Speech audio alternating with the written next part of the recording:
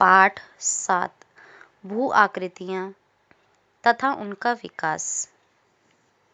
भू आकृतियाँ तथा उनका विकास पृथ्वी के धरातल का निर्माण करने वाले पदार्थों पर अपक्षय की प्रक्रिया के पश्चात भू आकृतिक कारक जैसे प्रवाहित जल, भूमिगत जल, वायु, हिमनद तथा तरंग अपरदन करते हैं। आप यह जानते ही हैं कि अपरदन धरातलीय स्वरूप को बदल देता है।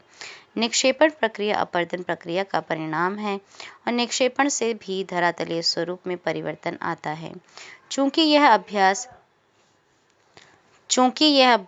भू आकृतियों तथा उनके विकास से संबंधित है, अतः सबसे पहले यह जानें कि भू आकृति क्या है। साधारण शब्दों में छोटे से मध्यम आकार के भूखंड भू आकृति कहलाते हैं।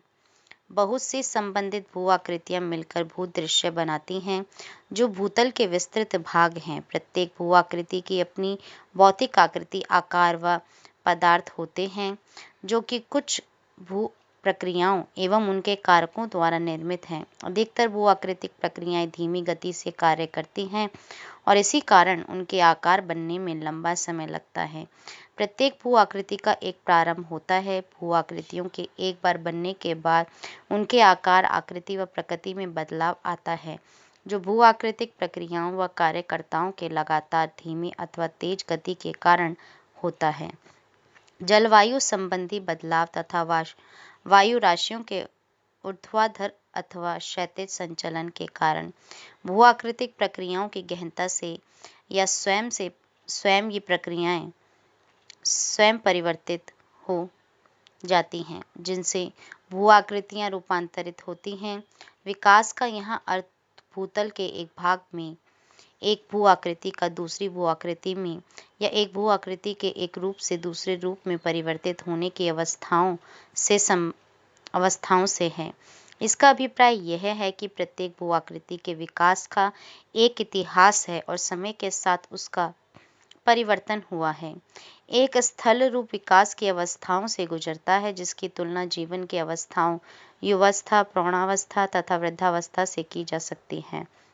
प्रवाहित जल आर्द्र प्रदेशों में जहाँ अत्यधिक वर्षा होती है, प्रवाहित जल सबसे महत्वपूर्ण भू आकृतिक कारक है, जो धरातल का निम्नीकरण के लिए उत्तरदायी है। प्रवाहित जल के दो तत्व हैं, एक धरातल पर परत के रूप में फैला हुआ प्रवाह है, दूसरा रैखिक प्रवाह है, जो घाटियों में नदियों, सरिताओं के रूप में बहता है। प्रवाहित जल द्वारा निर्मित अधिकतर अपरदित स्थल रूप ढाल प्रवणता के अनुरूप बहती हुई नदियों की आक्रामक युवस्था से संबंधित हैं। कालांतर में तेज ढाल लगातार अपरदन के कारण मंद ढाल में परिवर्तित हो जाते हैं और परिणाम स्वरूप नदियों का वेग कम हो जाता है, जिससे निक्षेपण आरंभ होता है। तेज ढाल से बहती हुई सरिताएं भी कुछ निक्षेपित भू आकृतियां बनाती हैं, लेकिन ये नदियों के मध्यम तथा धीमे ढाल पर बने आकारों की अपेक्षा बहुत कम होते हैं। प्रवाहित जल का ढाल जितना मंद होगा, उतना ही अधिक निक्षेपण होगा।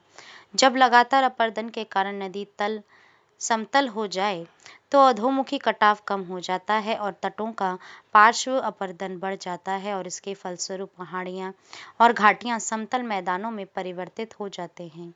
स्थलगत प्रवाह ओवरलैंड फ्लो परत अपरदन का कारण है। परत प्रवाह धरातल की अनियमितताओं के आधार पर संकीर्ण व विस्तृत मार्गों पर हो सकता है। प्रवाहित जल के घर्षण के कारण बहते हुए जल द्वारा कम या अधिक मात्रा में बहाकर लाए गए तलछटों के कारण छोटी व तंग क्षुद्र सरिताएं बनती हैं। ये क्षुद्र सरिताएं धीरे धीरे लंबी व विस्तृत अवनालिकाओं में विकसित होती हैं।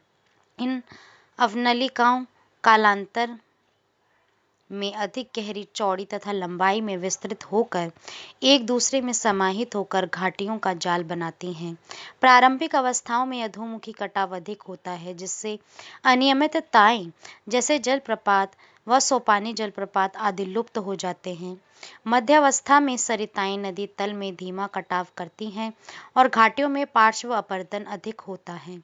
कालांतर में घाटियों के किनारों की ढाल मंद होती जाती है।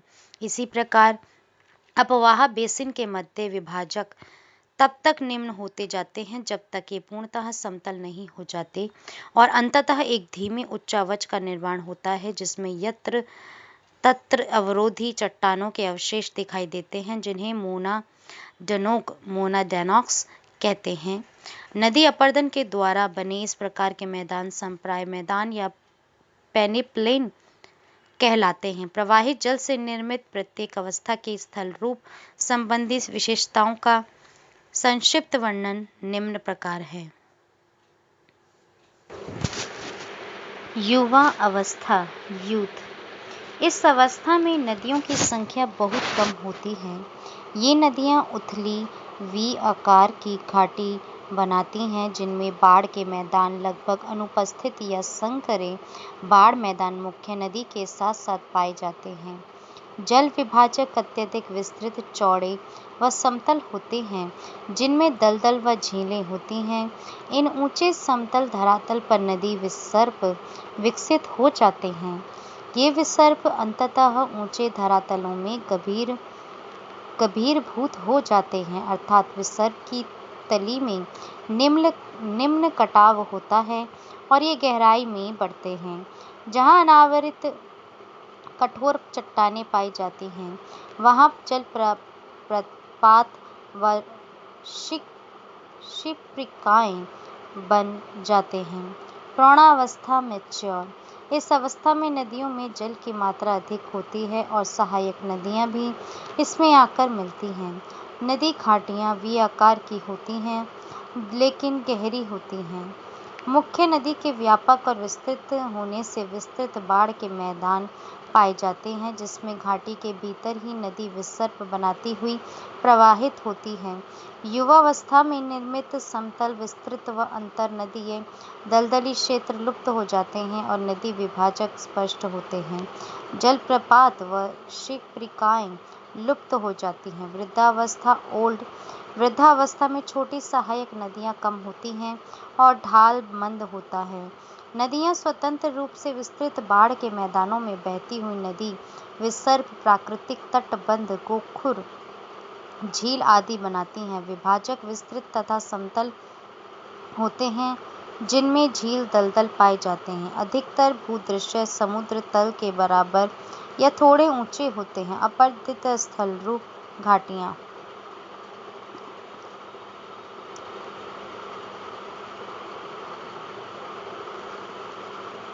घाटियों का प्रारंभ तंग व छोटी छोटी क्षुद्र सरिताओं से होता है। ये क्षुद्र सरिताएं धीरे धीरे लंबी व विस्तृत अवनलिकाओं में विकसित हो जाती हैं। ये अवनालिकाएं धीरे धीरे और गहरी हो जाती हैं। ये चौड़ी व लंबी होकर घाटियों का रूप धारण करती हैं। लंबाई चौड़ाई एवं आकृति के आधार पर ये घाटियाँ वी आकार घाटी गार्ज कैनियन आदि में वर्गीकृत की जा सकती हैं। गॉर्ज एक गहरी संकरी घाटी है जिसके दोनों पार्श्व तीव्र ढाल के होते हैं। एक कैनियन के किनारे भी खड़ी ढाल वाले होते हैं और यह भी गॉर्ज की ही भांति गहरी होती है। गॉर्ज की चौड़ाई इसके तल व ऊपरी भाग में लगभग एक समान होती है। इसके विपरीत एक कैनियन तल की अपेक्षा ऊपरी भाग अधिक चौड़ा होता है। वास्तव में कैनियन गॉर्ज का ही एक दूसरा रूप है। चट्टानों के प्रकार और संरचना पर घाटी का प्रकार निर्भर होता है।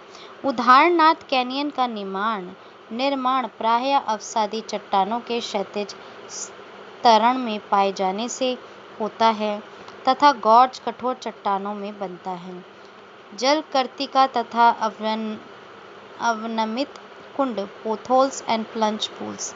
पहाड़ी क्षेत्रों में नदी तल में अपर्दित छोटे चट्टानी टुकड़े छोटे गर्तों में फंसकर वृत्ताकार रूप में घूमते हैं जिन्हें जलगर्तिका कहते हैं। एक बार छोटे व उथले गर्तों के बन जाने पर कंकड़ पत्थर व गोलाश्म इन गर्तों में एकत्रित हो जाते हैं और प्रवाहित जल के साथ घूमते हैं और धीरे धीरे इन गर्तों का आकार बढ़ता जाता है। ये गर्त आपस में मिल जाते हैं और कालांतर में नदी घाटी गहरी होती जाती है। प्रपात के तल में भी एक गहरे व बड़े जलगर्तिका का निर्माण होता है, जो जल के ऊंचाई से गिरने व उनमें शिलाखंडों के वृत्ताकार घूमने से निर्मित होते हैं। जलप्रपातों के तल में ऐसे विशाल व गहरे कुंड अवनमित कुंड प्लंज पूल्स कहलाते हैं। अधः कर्तित विसर्प या गभीरीभूत विसर्प, इंसाइज्ड और इंट्रेंच्ड मीएंडर्स। तीव्र ढालों में तीव्रता से बहती हुई नदियां सामान्यतः नदी तल पर अपरदन करती हैं। तीव्र नदी ढालों में भी पार्श्व अपरदन अधिक नहीं होता, लेकिन मंद ढालों पर बहती हुई नदियां अधिक पार्श्व अपरदन करती हैं। भू आकृतियां तथा उनका विकास। क्षैतिज अपरदन अधिक होने के कारण मंद ढालों पर बहती हुई नदियां वक्रित होकर बढ़ती हैं या नदी विसर्प बनाती हैं। नदी विसर्पों का बाढ़ मैदानों और डेल्टा मैदानों पर पाया जाना एक सामान्य बात है, क्योंकि यहाँ नदी का ढाल बहुत मंद होता है। कठोर चट्टानों में भी गहरे कटे हुए अविस्तृत विसर्प मिलते हैं। इन विसर्पों को अधः कर्तित विसर्प या गभीरभूत विसर्प कहा जाता है। नदी वेदिकाएं, रिवर टेरेसेस। नदी वेदिकाएं प्रारंभिक बाढ़ मैदानों या पुरानी नदी घाटियों के तलों के चिन्ह हैं। ये जलोढ़ रहित मूलाधार चट्टानों के धरातल या नदियों के तल हैं, जो निक्षेपित जलोढ़ वेदिकाओं के रूप में पाए जाते हैं। नदी वेदिकाएं मुख्यतः अपरदित स्थल रूप हैं, क्योंकि ये नदी निक्षेपित बाढ़ मैदानों के लंबवत अपरदन से निर्मित होते हैं। विभिन्न ऊंचाइयों पर कई वेदिकाएं हो सकती हैं, जो आरंभिक नदी जल स्तर को दर्शाते हैं। नदी वेदिकाएं नदी के दोनों तरफ समान ऊंचाई वाली हो सकती हैं और इनके इस स्वरूप को युग्म पेयर्ड वेदिकाएं कहते हैं। निक्षेपित स्थल रूप। जलोढ़ पंख। जब नदी उच्च स्थलों से बहती हुई गिरिपद व मंद ढाल के मैदानों में प्रवेश करती है, तो जलोढ़ पंख का निर्माण होता है। साधारणतया पर्वतीय क्षेत्रों में बहने वाली नदियां भारी व स्थूल आकार के नद्य भार को वहन करती हैं। मंद ढालों पर नदियां यह भार वहन करने में असमर्थ होती हैं, तो यह शंकु के आकार में निक्षेपित हो जाता है, जिसे जलोढ़ पंख कहते हैं। जो नदियां जलोढ़ पंखों से बहती हैं, वे प्रायः अपने वास्तविक वाह मार्ग को बहुत दूर तक नहीं बहती, बल्कि अपना मार्ग बदल लेती हैं और कई शाखाओं में बढ़ जाती हैं, जिन्हें जलवितरिकाएं डिस्ट्रीब्यूटरीज कहते हैं। आर्द्र प्रदेशों में जलोढ़ पंख प्रायः निम्न शंकु की आकृति तथा शीर्ष से पाद तक मंद ढाल वाले होते हैं। शुष्क व अर्ध शुष्क जलवायवी प्रदेशों में ये तीव्र ढाल वाले व उच्च शंकु बनाते हैं।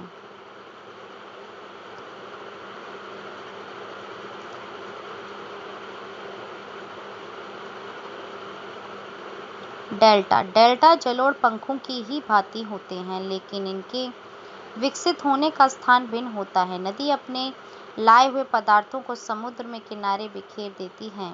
अगर यह भार समुद्र में दूर तक नहीं ले जाया गया हो, तो यह तट के साथ ही शंकु के रूप में एक साथ फैल जाता है। जलोढ़ पंखों के विपरीत डेल्टा का निक्षेप व्यवस्थित होता है और इनका जलोढ़ स्थिरित होता है, अर्थात मोटे पदार्थ तट के निकट व बारीक कण जैसे चीका, मिट्टी, गाद आदि सागर में दूर तक जमा हो जाता है। जैसे जैसे डेल्टा का आकार बढ़ता है, नदी वितरिकाओं की लंबाई बढ़ती जाती है और डेल्टा सागर के अंदर तक बढ़ता रहता है। बाढ़ मैदान, प्राकृतिक तटबंध तथा विसर्पी रोधिका। जिस प्रकार अपरदन से घाटियां बनती हैं, उसी प्रकार निक्षेपण से बाढ़ के मैदान विकसित होते हैं। बाढ़ के मैदान नदी निक्षेपण के मुख्य स्थल रूप हैं। जब नदी तीव्र ढाल से मंद ढाल में प्रवेश करती है, तो बड़े आकार के पदार्थ पहले ही निक्षेपित हो जाते हैं।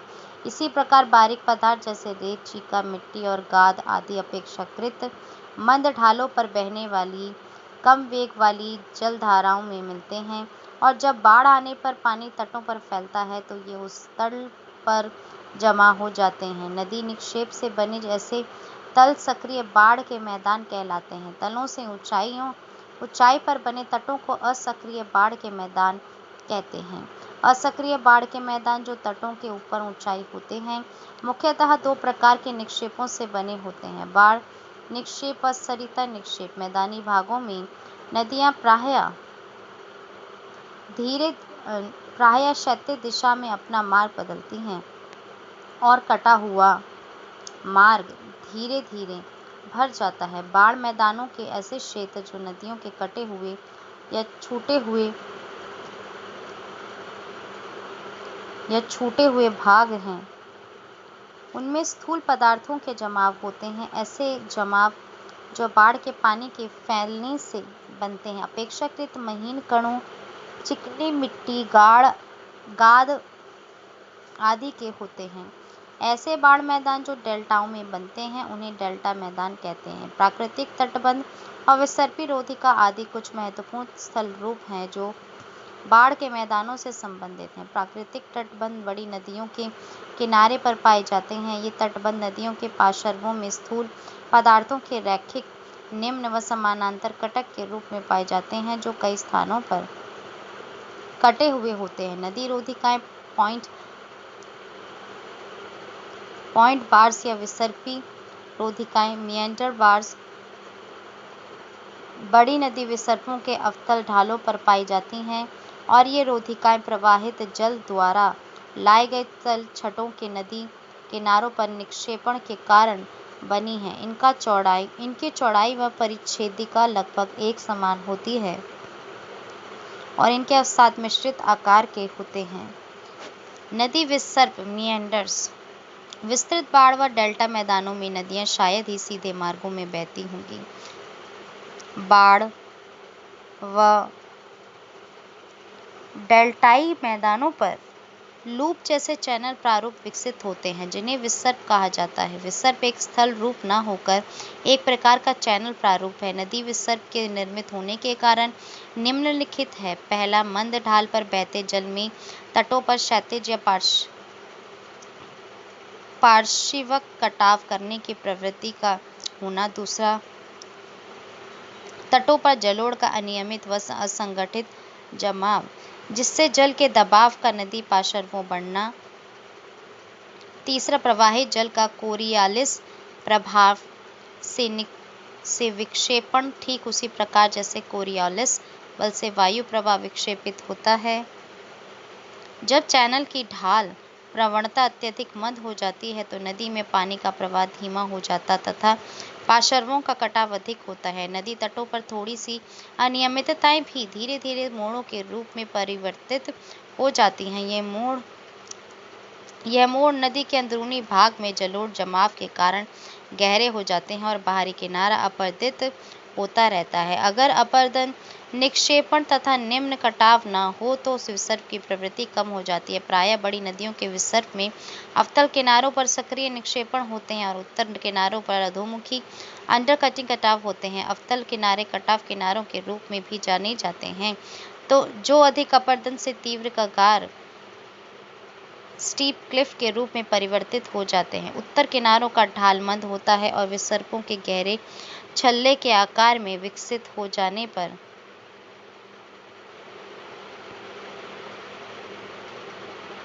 ये अंदरूनी भागों पर अपरदन के कारण कट जाते हैं और कोखुड झील ऑक्सबो लेक बन जाती है। भौम जल ग्राउंड वाटर। भौम जल यहाँ एक संसाधन के रूप में वर्णित नहीं है। यहाँ भौम जल का अपरदन के कारक के रूप में और उसके द्वारा निर्मित स्थल रूपों का वर्णन किया गया है। जब चट्टानें पारगम्य, कम सघन, अत्यधिक जोड़ों, संधियों व दरारों वाली हों तो धरातलीय जल का अंतःस्रवण आसानी से होता है। लंबवत गहराई पर जाने के बाद जल धरातल के नीचे चट्टानों की संधियों, छिद्रों व संस्तरण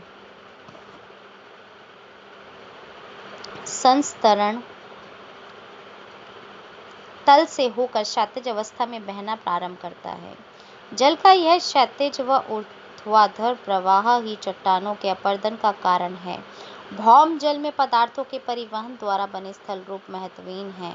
इसी कारण भूमिगत जल का कार्य सभी प्रकार की चट्टानों में नहीं देखा जा सकता, लेकिन ऐसी चट्टानें जैसे चूना पत्थर या डोलोमाइट जिनमें कैल्शियम कार्बोनेट की प्रधानता होती है, उनमें धरातलीय व भौम जल रासायनिक प्रक्रिया द्वारा घोलीकरण व अवक्षेपण अनेक स्थल रूपों को विकसित करते हैं। ये दो प्रक्रियाएं, घोलीकरण व अवक्षेपण, या तो चूना पत्थर व डोलोमाइट चट्टानों में अलग से या अन्य चट्टानों के साथ अंतरासंस्तरित पाई जाती हैं। किसी भी चूना पत्थर, लाइमस्टोन या डोलोमाइट चट्टानों के क्षेत्र में भौम जल द्वारा घुलन प्रक्रिया और उसके निक्षेपण प्रक्रिया से बने ऐसे स्थल रूपों को कास्ट टोपोग्राफी स्थलाकृति का नाम दिया गया है। यह नाम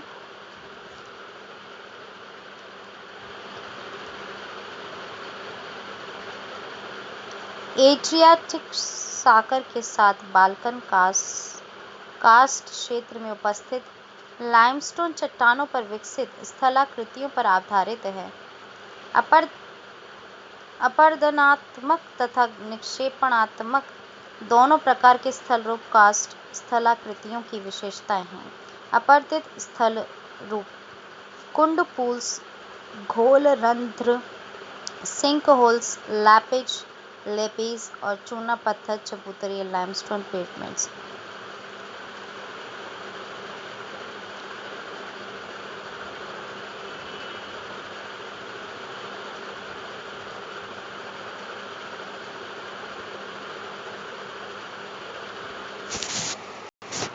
चूना पत्थर चट्टानों के तल पर घुलन क्रिया द्वारा छोटे व मध्यम आकार के छोटे घोल गर्तों का निर्माण होता है।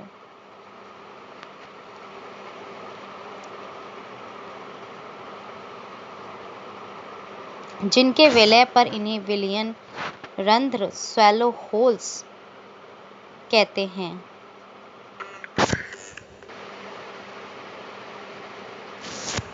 घोल रंध्र कार्स्ट क्षेत्रों में बहुतायत में पाए जाते हैं। घोल रंध्र एक प्रकार के छिद्र होते हैं जो ऊपर से वृत्ताकार व नीचे कीप की आकृति के होते हैं और इनका क्षेत्रीय विस्तार कुछ वर्ग मीटर से हेक्टेयर तक तथा गहराई आधा मीटर से 30 मीटर या उससे अधिक होती है। इनमें से कुछ का निर्माण अकेले घुलन प्रक्रिया द्वारा ही होता है और कुछ अन्य पहले घुलन प्रक्रिया द्वारा बनते हैं, और अगर इन घोल रंध्रों के नीचे बनी कंदराओं की छत ध्वस्त हो जाए तो ये बड़े छिद्र ध्वस्त या निपात रंध्र कोलैप्स सिंक्स के नाम से जाने जाते हैं। अधिकतर घोल रंध्र ऊपर से अपरदित पदार्थों के जमने से ढक जाते हैं और उथले जल कुंड जैसे प्रतीत होते हैं।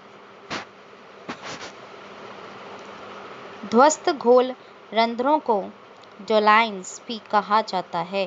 ध्वस्त रंध्रों की अपेक्षा घोल रंध्र अधिक संख्या में पाए जाते हैं। सामान्यतः धरातलीय प्रवाहित जल घोल रंध्रों व विलयन रंध्रों से गुजरता हुआ अनभौमी नदी के रूप में विलीन हो जाता है और फिर कुछ दूरी के पश्चात किसी कंदरा से भूमिगत नदी के रूप में फिर निकल आता है। जब घोल रंध्र व डोलाइन इन कंदराओं की छत के गिरने से या पदार्थों के स्खलन द्वारा आपस में मिल जाते हैं तो लंबी, तंग तथा विस्तृत खाइयां बनती हैं, जिन्हें घाटी रंध्र, वैली सिंक्स या युवालास कहते हैं। धीरे धीरे चूनायुक्त चट्टानों के अधिकतर भाग इन गर्तों व खाइयों के हवाले हो जाता है और पूरे क्षेत्र में अत्यधिक अनियमित, पतले व नुकीले कटक आदि रह जाते हैं, जिन्हें लैपीज कहते हैं। इन कटकों या लेपेज का निर्माण चट्टानों की संधियों में भिन्न घुलन प्रक्रियाओं द्वारा होता है। कभी कभी लैपिस के ये विस्तृत क्षेत्र समतल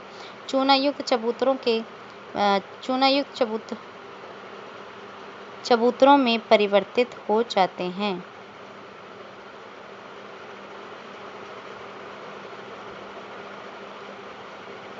कंदराएं केव्स ऐसे प्रदेश जहाँ चट्टानों के एकांतर संस्तर हों, शैल, बालू,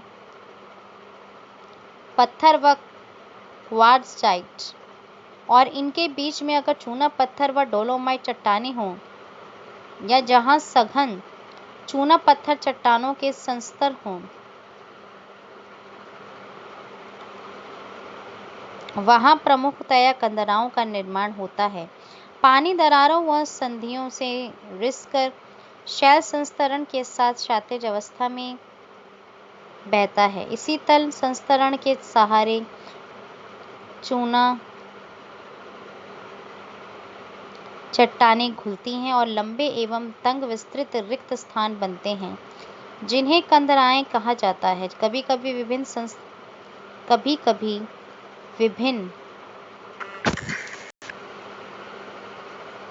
स्तरों पर कंदराओं का एक जाल सा बन जाता है, जो चूना पत्थर चट्टानों के तल व उनके बीच संस्तरित चट्टानों पर निर्भर है। प्रायः कंदराओं का एक खुला मुख होता है, जिससे कंदरा सरिताएं बाहर निकलती हैं।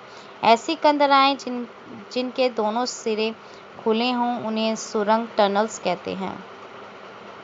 निक्षेपित स्थल रूप अधिकतर निक्षेपित स्थल रूप कंदराओं के भीतर ही निर्मित होते हैं। चूना पत्थर चट्टानों में मुख्य रसायन कैल्शियम कार्बोनेट है, जो कार्बन युक्त जल वर्षा जल में घुला हुआ कार्बन में शीघ्रता से घुल जाता है। जब इस जल का वाष्पीकरण होता है तो घुले हुए कैल्शियम कार्बोनेट का निक्षेपण हो जाता है, या जब चट्टानों की छत से जल वाष्पीकरण के साथ कार्बन डाइऑक्साइड गैस मुक्त हो जाती है, तो कैल्शियम कार्बोनेट के चट्टानी धरातल पर टपकने से निक्षेपण हो जाता है। स्टैलेक्टाइट, स्टैलेग्माइट और स्तंभ। स्टैलेक्टाइट विभिन्न मोटाइयों के लटकते हुए हिमस्तंभ जैसे होते हैं। प्रायः ये आधार पर या कंदरा की छत के पास मोटे होते हैं और अंत के छोर पर पतले होते जाते हैं। ये अनेक आकारों में दिखाई देते हैं। स्टैलेग्माइट कंदराओं के फर्श से ऊपर की तरफ बढ़ते हैं। वास्तव में स्टैलेग्माइट कंदराओं की छत से धरातल पर टपकने वाले चूना मिश्रित जल से बनते हैं, या स्टैलेक्टाइट के ठीक नीचे पतले पाइप की आकृति में बनते हैं। स्टैलेग्माइट एक स्तंभ के एक चपटी तश्तरीनुमा आकार में या समतल अथवा क्रेटरनुमा गड्ढे के आकार में विकसित हो जाते हैं। विभिन्न मोटाई के स्टैलेग्माइट तथा स्टैलेक्टाइट के मिलने से स्तंभ और कंदरा स्तंभ बनते हैं। कार्स्ट प्रदेशों में कुछ अन्य अपेक्षाकृत छोटे स्थल रूप व आकृतियां भी पाई जाती हैं, जिन्हें स्थानीय नामों से पुकारा जाता है। हिमनद पृथ्वी पर परत के रूप में हिम प्रवाह या पर्वतीय ढालों से घाटियों में रैखिक प्रवाह के रूप में बहती हिम संहति को हिमनद कहते हैं। महाद्वीपीय हिमनद या गिरिपद हिमनद वे हिमनद हैं जो वृहद समतल क्षेत्र पर हिम परत के रूप में फैले हों, या पर्वतीय या छोटी हिमनद वे हिमनद हैं जो पर्वतीय ढालों में बहते हैं। प्रवाहित जल के विपरीत हिमनद प्रवाह बहुत धीमा होता है। हिमनद प्रतिदिन कुछ सेंटीमीटर या इससे कम से लेकर कुछ मीटर तक प्रवाहित हो सकते हैं। हिमनद मुख्यतः गुरुत्व बल के कारण गतिमान होते हैं। हमारे देश में भी अनेक हिमनद हैं जो हिमालय पर्वतीय ढालों से घाटी में बहते हैं। उत्तराखंड, हिमाचल प्रदेश और जम्मू कश्मीर के उच्च प्रदेशों में कुछ स्थानों पर इन्हें देखा जा सकता है। क्या आप जानते हैं कि भागीरथी नदी का उद्गम गंगोत्री हिमनद का अग्रभाग गोमुख है। वास्तव में अलकनंदा नदी का उद्गम अलकापुरी हिमनद से है। देवप्रयाग के निकट अलकनंदा व भागीरथी के मिलने पर यहाँ से इसे गंगा के नाम से जाना जाता है। हिमनदों से प्रबल अपर्दन होता है, जिसका कारण इसके अपने भार से उत्पन्न घर्षण है। हिमनद द्वारा कर्षित चट्टानी पदार्थ प्रायः बड़े गोलाश्म व शैलखंड इसके तल में ही इसके साथ घसीटे जाते हैं या घाटी के किनारों पर अपघर्षण व घर्षण द्वारा अत्यधिक अपर्दन करते हैं। हिमनद अपक्षय रहित चट्टानों का भी प्रभावशाली अपर्दन करते हैं, जिससे ऊंचे पर्वत छोटी पहाड़ियों व मैदानों में परिवर्तित हो जाते हैं। हिमनद के लगातार संचलित होने से हिमनद मलबा हटता होता है, विभाजक नीचे हो जाता है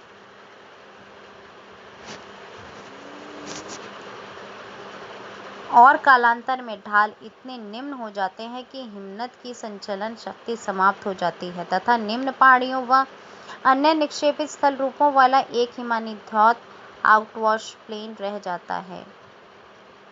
हम चित्र 7.11 तथा 7.12 हिमनद के अपर्दन व निक्षेपण से निर्मित स्थल रूपों को दर्शाता है, जिसका वर्णन भी अगले अनुच्छेदों में किया गया है।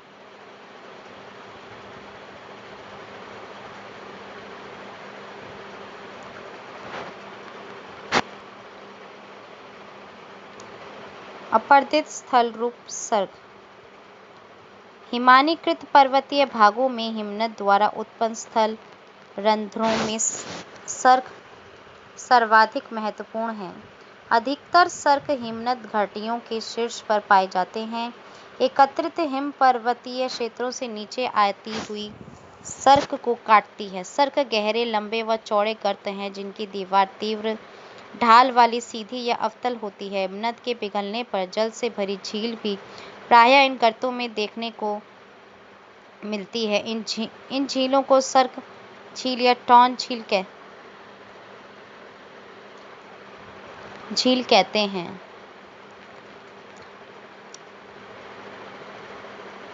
आपस में मिले हुए दो या दो से अधिक सर्ग सीढ़ीनुमा क्रम में दिखाई देते हैं।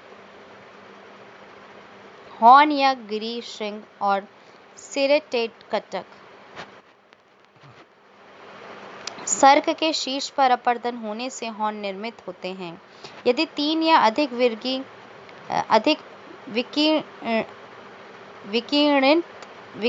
विकिरणित हिमनद निरंतर शीर्ष पर तब तक अपर्दन जारी रखें तब तक उनके तल आपस में मिल जाएं, तो एक तीव्र किनारों वाली नुकीली चोटी का निर्माण होता है, जिन्हें हॉर्न कहते हैं। लगातार अपर्दन से सर्ग के दोनों तरफ की दीवारें तंग हो जाती हैं और उसका आकार कंघी या आरी के समान कटकों के रूप में हो जाता है, जिन्हें अरेत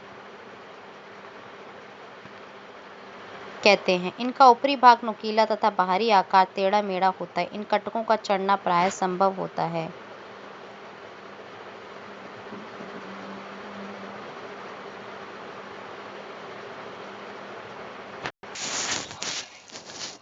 अपर्दित स्थल रूप।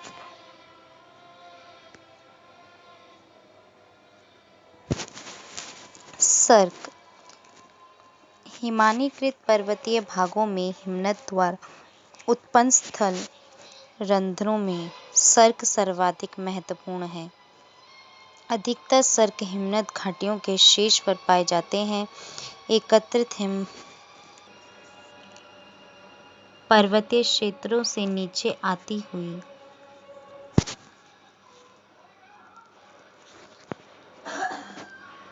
सर्ग को काटती है। सर्ग गहरे, लंबे व चौड़े गर्त हैं, जिनकी दीवार तीव्र ढाल वाली, सीधी या अवतल होती है।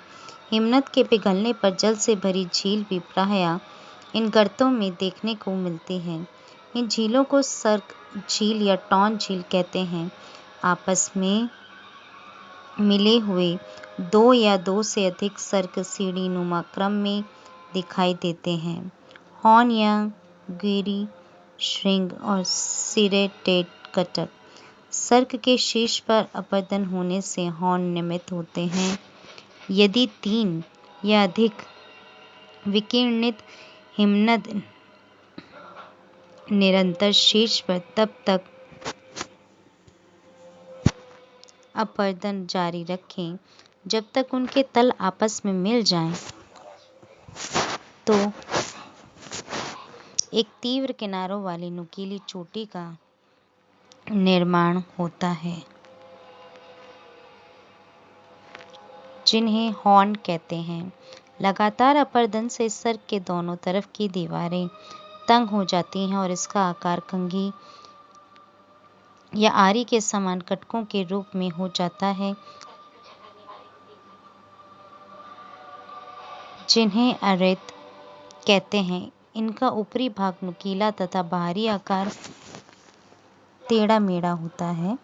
इन कटकों को चढ़ना प्रायः असंभव होता है। आल्प्स पर्वत पर सबसे ऊंची चोटी मैटरहॉर्न तथा हिमालय पर्वत की सबसे ऊंची चोटी एवरेस्ट वास्तव में हॉर्न है, जो सर्ग के शीर्ष अपरदन से निर्मित है।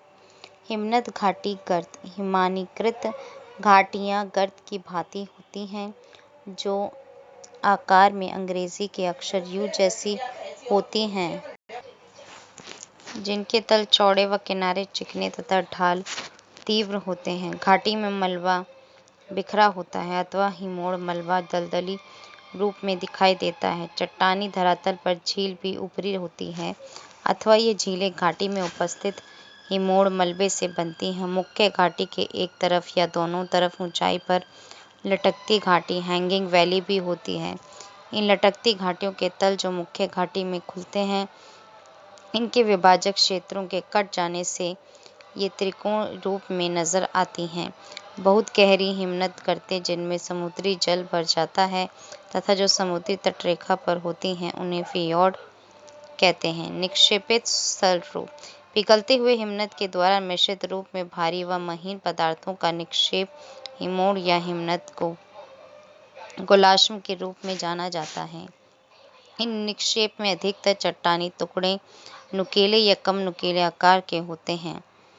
हिमनदों के तल किनारों या छोर पर बर्फ पिघलने से सरिताएं बनती हैं।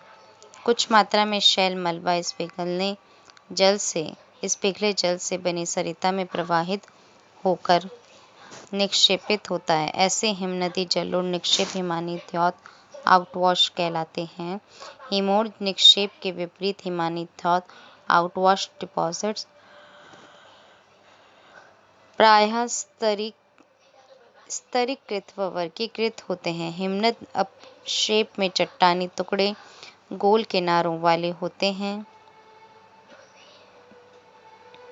हिमोड़ हिमनद टिल या गोलाश्मी मृत्तिका के जमाव की लंबी कटकें हैं। अंतस्थ हिमोड़ टर्मिनल मोरेन्स हिमनद के अंतिम भाग में मलबे के निक्षेप से बनी लंबी कटकें हैं।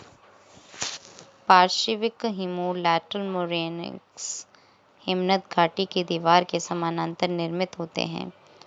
पार्श्विक हिमोड़ अंतस्थ हिमोड़ से मिलकर घोड़े की नाल या अर्धचंद्राकार कटक का निर्माण करते हैं। हिमनद घाटी के दोनों ओर अत्यधिक मात्रा में पार्श्विक हिमोड़ पाए जाते हैं। इस हिमोड़ की उत्पत्ति पूर्णतया आंशिक रूप से हिमानी जल द्वारा होती है, जो इस जलोढ़ को हिमनद के किनारों पर धकेलती है। कुछ घाटी हिमनद तेजी से पिघलने पर घाटी तल पर हिमनद टिल को एक परत के रूप में अव्यवस्थित रूप से जोड़ देते हैं। ऐसे अव्यवस्थित व भिन्न मोटाई के निक्षेप तलीय या तलस्थ ग्राउंड हिमोड़ कहलाते हैं। घाटी के मध्य में पार्श्विक हिमोड़ के साथ साथ हिमोड़ मिलते हैं, जिन्हें मध्यस्थ मीडियल हिमोड़ कहते हैं। ये पार्श्विक हिमोड़ की अपेक्षा कम स्पष्ट होते हैं। कभी कभी मध्यस्थ हिमोड़ व तलस्थ के अंतर को पहचानना कठिन होता है। एस्कर्ड ग्रीष्म ऋतु में हिमनद के पिघलने से जल हिमतल के ऊपर से प्रवाहित होता है अथवा इसके किनारों से रिसता है। यह बर्फ के छिद्रों से नीचे प्रवाहित होता है। यह जल हिमनद के नीचे एकत्रित होकर बर्फ के नीचे नदी धारा में प्रवाहित होता है। ऐसी नदियां नदी घाटी के ऊपर बर्फ के किनारों वाले तल में प्रवाहित होती हैं। यह जलधारा अपने साथ बड़े गोलाश्म चट्टानी टुकड़े और छोटा चट्टानी मलबा बहा कर लाती है, जो हिमनद के नीचे इस बर्फ की काटी में जमा हो जाते हैं। ये बर्फ पिघलने के बाद एक वक्राकार कटक के रूप में मिलते हैं, जिन्हें एस्कर कहते हैं।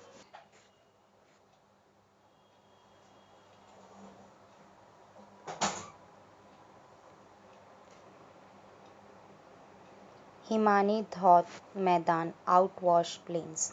हिमानी गिरिपथ के मैदानों में अथवा महाद्वीपीय हिमनदों से दूर हिमानी जलोढ़ निक्षेपों से, जिसमें बजरी, रेत, चीका, मिट्टी व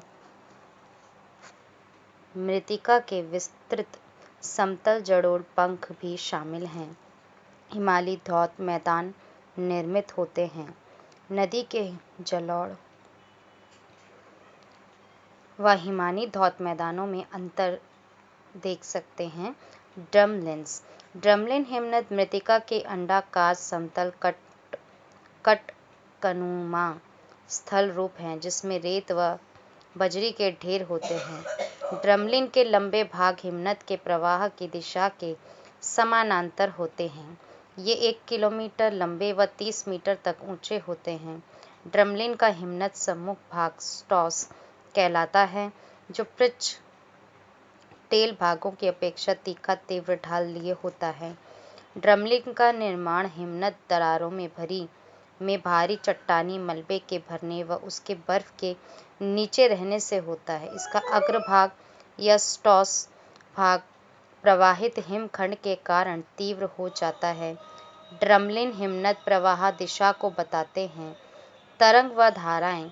तटीय प्रक्रियाएं सर्वाधिक क्रियाशील हैं और इसी कारण अत्यधिक विनाशकारी होती हैं। क्या आप नहीं सोचते कि तटीय प्रक्रियाओं तथा उनसे निर्मित स्थल रूपों को जानना अति महत्वपूर्ण है? तट पर कुछ परिवर्तन बहुत शीघ्रता से होते हैं। एक ही स्थान पर एक मौसम में अपरदन व दूसरे मौसम में निक्षेपण हो सकता है। तटों के किनारों पर अधिकतर परिवर्तन तरंगों द्वारा संपन्न होते हैं। जब तरंगों का अवनमन होता है तो जल तट पर अत्यधिक दबाव डालता है और इसके साथ ही साथ सागरीय तल पर तलछटों में भी दोलन होता है।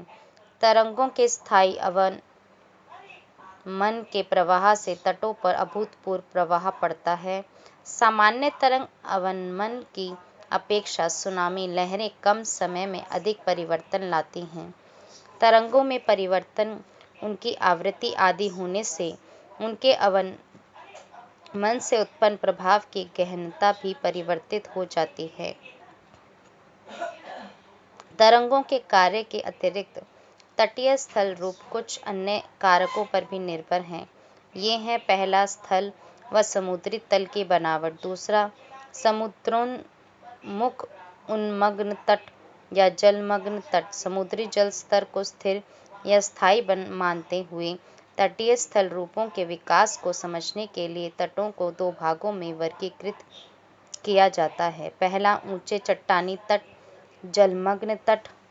दूसरा, निम्न समतल व मंद ढाल के अवसादी तट, उन्मग्न तट। ऊंचे चट्टानी तट।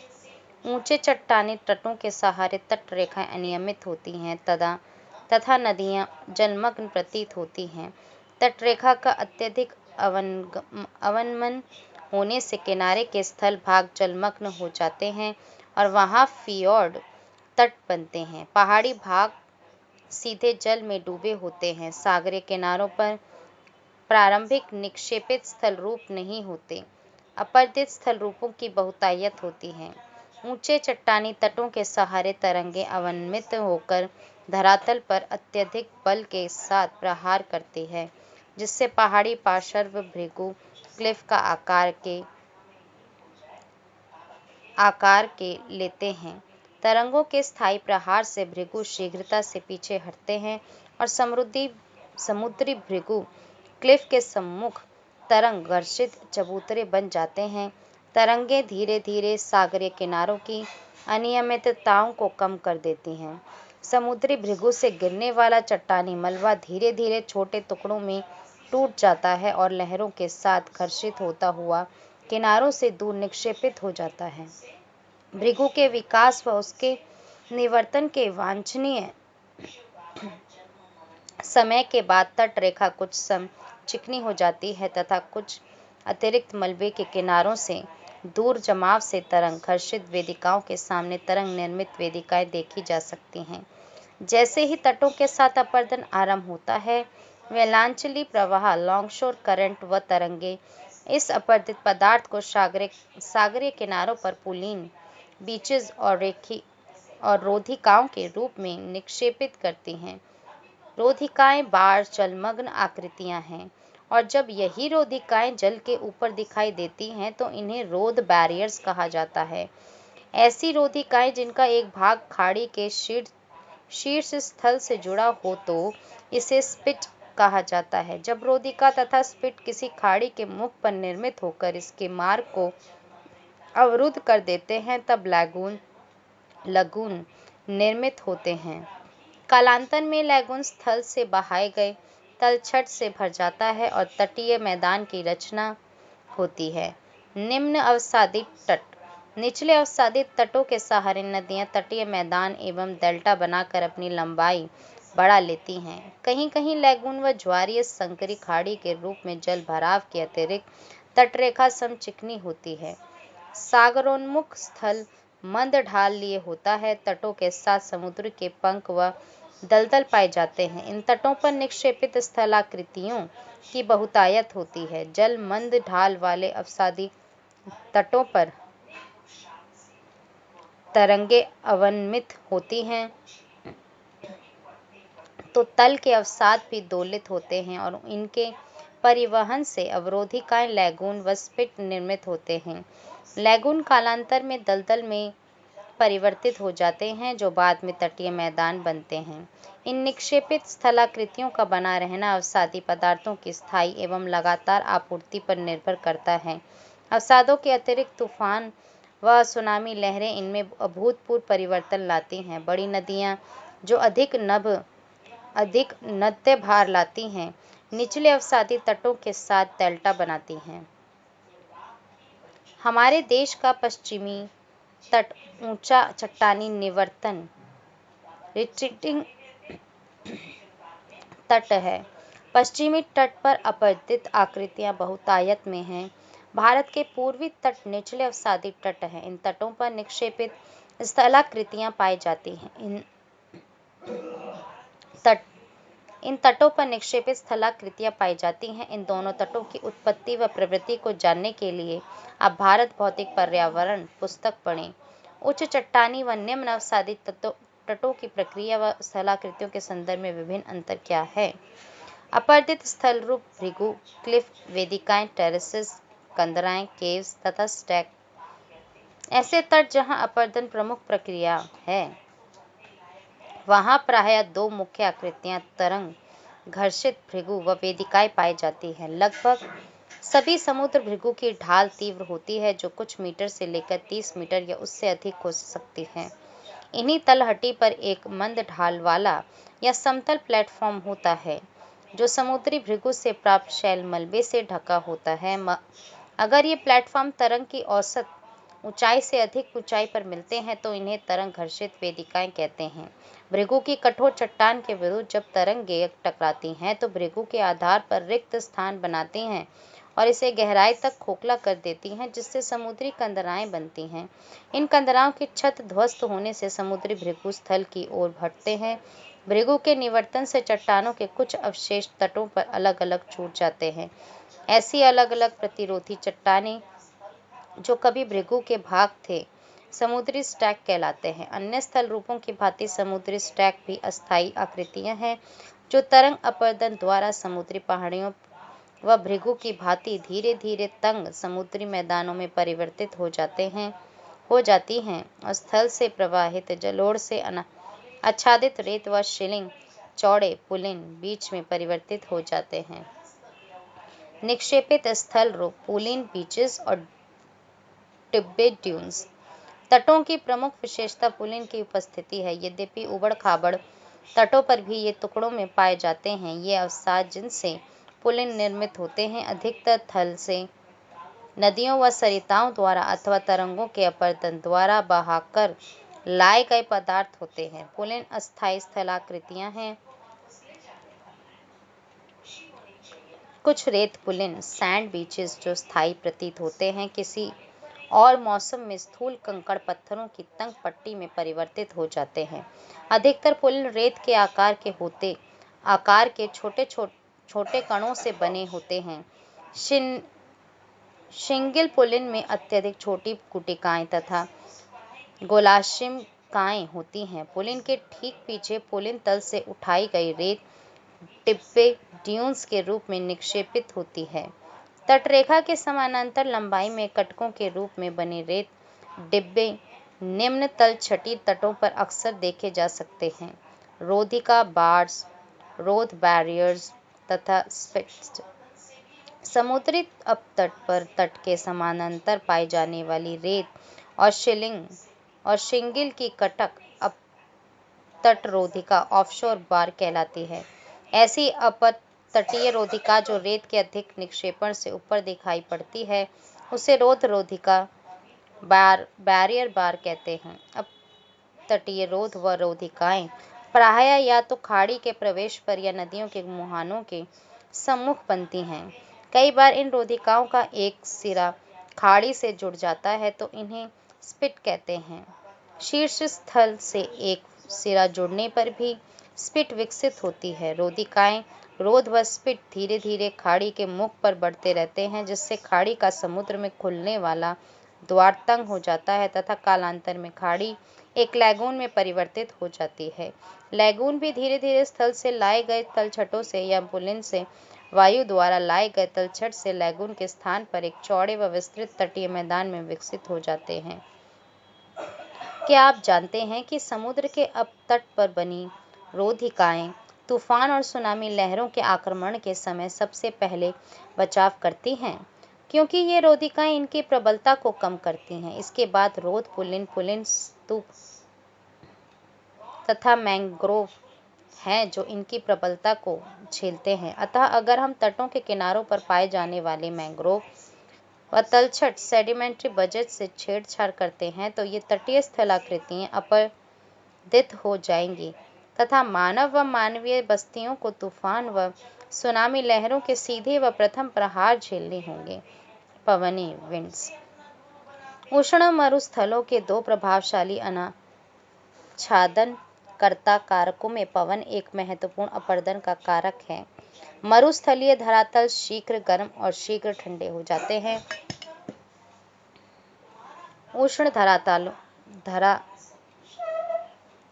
के ठीक ऊपर वायु गर्म हो जाती है, जिससे हल्की गर्म हवा प्रक्षुब्धता के साथ ऊर्ध्वाधर गति करती है।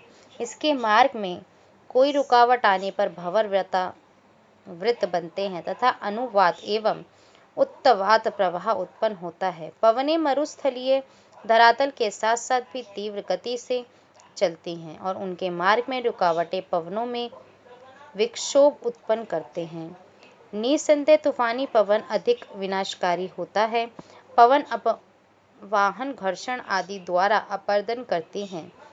अपवाहन में पवन धरातल से चट्टानों के छोटे कण व धूल उठाती हैं। वायु की परिवहन की प्रक्रिया में रेत व बजरी आदि औजारों की तरह धरातलीय चट्टानों पर चोट पहुंचाकर घर्षण करती हैं। जब वायु में उपस्थित रेत के कण चट्टानों के तल से टकराते हैं तो इसका प्रभाव पवन के संवेग पर निर्भर करता है। यह प्रक्रिया बालू घर्षण, सैंड ब्लास्टिंग जैसी है। मरुस्थलों में पवनें कई रोचक अपरदनात्मक व निक्षेपणात्मक स्थल रूप बनाती हैं। वास्तव में मरुस्थलों में अधिकतर स्थलाकृतियों का निर्माण बृहत क्षरण और प्रवाहित जल की चादर बाढ़ शीट फ्लड से होता है। यद्यपि मरुस्थलों में वर्षा बहुत कम होती है, लेकिन यह अल्प समय में मूसलाधार वर्षा टॉरेंशियल के रूप में होती है। मरुस्थलीय चट्टानें अत्यधिक वनस्पति विहीन होने के कारण तथा दैनिक तापांतर के कारण यांत्रिक व रासायनिक अपक्षय से अधिक प्रवाहित होती है। अतः इनका शीघ्र क्षय होता है और वेग प्रवाह इस अपक्षय जनित मलबे को आसानी से बहा ले जाते हैं। अर्थात मरुस्थलों में अपक्षय जनित मलबा केवल पवन द्वारा ही नहीं वरन वर्षा व वृष्टि धोवन शीट वॉश से भी प्रभावित होता है। पवन केवल महीन मलबे का ही अपवाहन कर सकती हैं और बृहत अपरदन मुख्यतः परत बाढ़ या वृष्टि धोवन से ही संपन्न होता है। मरुस्थलों में नदियां चौड़ी, अनियमित तथा वर्षा के बाद अल्प समय तक ही प्रवाहित होती है। अपरदनात्मक स्थल रूप, पेडिमेंट और पदस्थली, पेडी प्लेन। मरुस्थलों में भूदृश्य का विकास मुख्यतः पेडिमेंट का निर्माण व उसका ही विकसित रूप है। पर्वतों के पाद पर मलबे रहित अथवा मलबे सहित मंद ढाल वाले चट्टानी तल पेडिमेंट कहलाते हैं। पेडिमेंट का निर्माण पर्वतीय अग्रभाग के अपरदन मुख्यतः सरिता के क्षैतिज अपरदन व चादर बाढ़ दोनों के संयुक्त अपरदन से होता है। अपरदन भूसंहति के तीव्र ढाल वाले कोर के साथ साथ प्रारंभ होता है या विवर्तनिकी द्वारा नियंत्रित कटावों के तीव्र ढाल वाले पार्श्व पर अपरदन प्रारंभ होता है। जब एक बार एक तीव्रमंद ढाल के साथ पेडिमेंट का निर्माण हो जाता है जिसके पीछे एक भृगु या मुक्त पार्श्व होता है तो कटाव के कारण मंद ढाल तथा मुक्त पार्श्व पीछे हटने लगता है। अपरदन की इस पद्धति को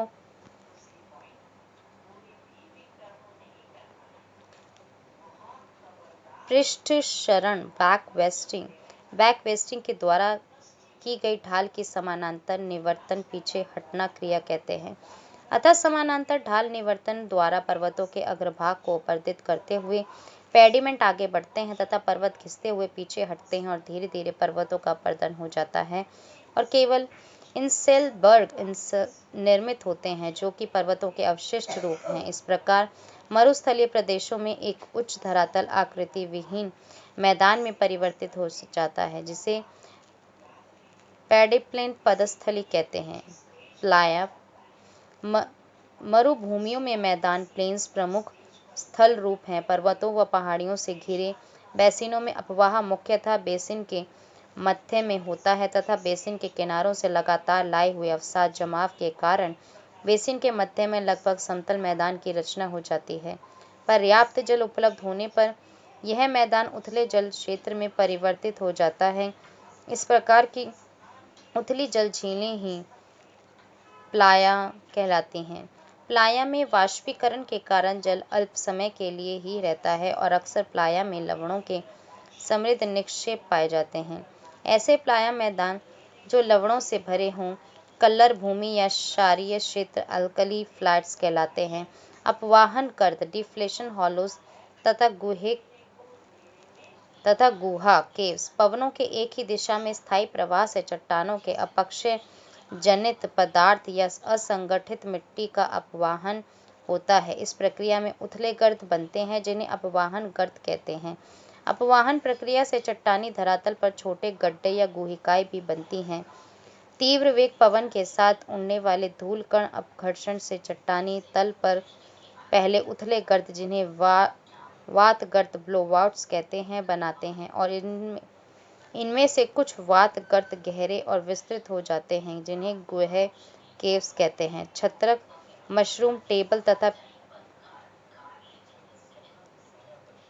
पीठिका शैल मरुस्थलों में अधिकतर चट्टानें पवन अपवाहन व अपघर्षण द्वारा शीघ्रता से कट जाती है और कुछ प्रतिरोधी चट्टानों के घिसे हुए अवशेष जिनके आधार पतले व ऊपरी भाग विस्तृत और गोल टोपी के आकार के होते हैं छत्रक के आकार में पाए जाते हैं।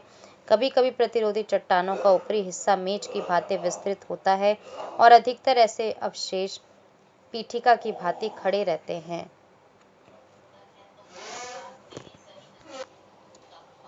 निक्षेपित स्थल रूप पवन एक छटाई करने वाला कारक सॉर्टिंग एजेंट भी है अर्थात पवन द्वारा बारीक रेत का परिवहन अधिक ऊंचाई व अधिक दूरी तक होता है। पवनों के वेग के अनुरूप मोटे आकार के कण धरातल के साथ घर्षण करते हुए चले आते हैं और अपने टकराने से अन्य कणों को ढीला कर देते हैं जिसे सॉल्टेशन कहते हैं। हवा में लटकते महीन कण अपेक्षाकृत अधिक दूरी तक उड़ा कर ले जाए जा सकते हैं। चूंकि पवनों द्वारा कणों का परिवहन उनके आकार व भार के अनुरूप होता है अतः पवनों की परिवहन प्रक्रिया में ही पदार्थों छटाई का काम हो जाता है। जब पवन की गति घट जाती है या लगभग रुक जाती है तो कणों के आकार के आधार पर निक्षेपण प्रक्रिया आरंभ होती है। अतः पवन के निक्षेपित स्थल रूपों में कणों की महिमा भी देखी जा सकती है। रेत की आपूर्ति व स्थायी पवन दिशा के आधार पर शुष्क प्रदेशों में पवन निक्षेपित स्थल रूप विकसित होते हैं। निक्षेपित स्थल रूप। पवन एक छटाई करने वाला कारक सॉर्टिंग एजेंट भी है। अब हम बालू टिब्बे सैंड ड्यून्स के बारे में करेंगे। उष्ण शुष्क मरुस्थल बालू टिब्बों के निर्माण के उपयुक्त स्थान हैं। इनके निर्माण के लिए अवरोध का होना भी अत्यंत आवश्यक है। बालू टिब्बे विभिन्न प्रकार के होते हैं। नवचंद्राकार टिब्बे भी जिनकी भुजाएं पवनों की दिशा में निकली होते हैं बारखान कहलाते हैं, जहां रेतीले धरातल पर आंशिक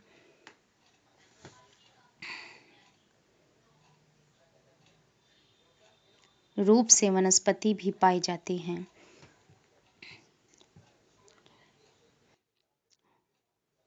वहां पर वलयिक पैराबोलिक बालुका टिब्बों का निर्माण होता है, अर्थात अगर पवनों की दिशा स्थायी रहे तो परवलयिक बालू टिब्बे बरखान से विभिन्न आकृति वाले होते हैं।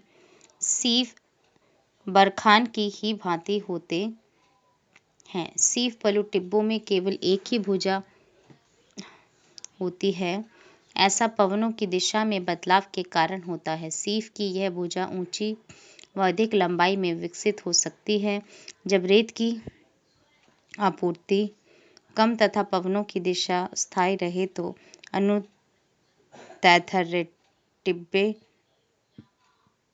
लॉन्जिट्यूडिनल ड्यून्स बनते हैं। ये अत्यधिक लंबाई व कम ऊंचाई के लंबायमान कटक प्रतीत होते हैं। अनुप्रस्थ टिब्बे ट्रांसवर्स ड्यून्स प्रचलित पवनों की दिशा के समकोण पर बनते हैं। इन टिब्बों के निर्माण में पवनों की दिशा निश्चित और रेत का स्रोत पवनों की दिशा के समकोण पर हो। ये अधिक लंबे व कम ऊंचाई वाले होते हैं। जब रेत की आपूर्ति अधिक हो तो अधिकतर नियमित बालू टिब्बे एक दूसरे में विलीन हो जाते हैं और उनकी वास्तविक आकृति व अनोखी विशेषताएं नहीं रहती। मरुस्थलों में अधिकतर टिब्बों का स्थानांतरण होता रहता है और इनमें से कुछ विशेषकर मानव बस्तियों के निकट स्थित हो जाते हैं।